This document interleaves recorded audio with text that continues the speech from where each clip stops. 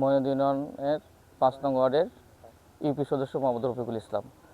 আমি সর্বপ্রথমে আমার ৫ নং ওয়ার্ডের সর্বস্তরের জনগণের সুস্বাস্থ্য কামনা করে শুরু করছি আজকের এই মাদক নির্মূলের বিষয়ে কিছু কথা। আসলে অত্যন্ত আনন্দের বিষয়, আমাদের এই 2026-এর আমাদের দেশনায়ক জনাব তারেক রহমানের যে এই মাদক বিষয়ে তার যে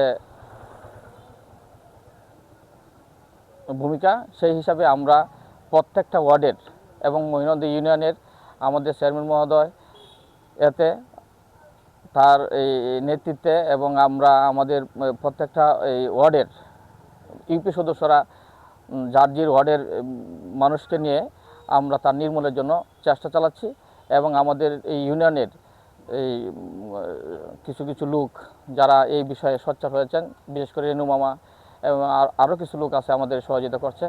এবং বিশেষ করে আমার ওয়ার্ডের সর্বোচ্চ লোক যারা আছে সবাই আমরা একদিন বসছিলাম এবং সবাই বসে একটা কমিটি গঠন করছি। সেই কমিটিতে আমাদের প্রায় 100 উপরে সদস্য আছে। দল মত নির্বিশেষে সকল মানুষ একতা পোষণ করছে যে আমরা মাদকের বিরুদ্ধে আমরা সবাই একমত। এবং পাশাপাশি শুধু আমার ওয়ার্ড না, যাতে আমাদের ওয়ার্ড থেকে আমাদের ইউনিয়ন তথাপি সারা বাংলাদেশে যাতে মাদক নির্মূল করা যায়, এই বিষয়ে আমরা সকলে ঐক্যবদ্ধ হিসেবে কাজ করব।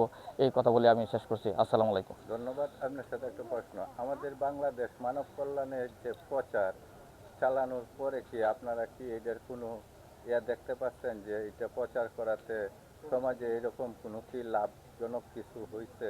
জি, আমরা আসলে আলহামদুলিল্লাহ অনেকটা আগে যেরকম মাদক রাস্তাঘাটে কিছু কিছু জায়গায় 2 জন 3 জন এভাবে কিছু ছেলেরা, বগাটে ছেলেরা এরকম রাস্তার পাশে দাঁড়ায় থাকতো, করতো, এখন আর এরকম নাই।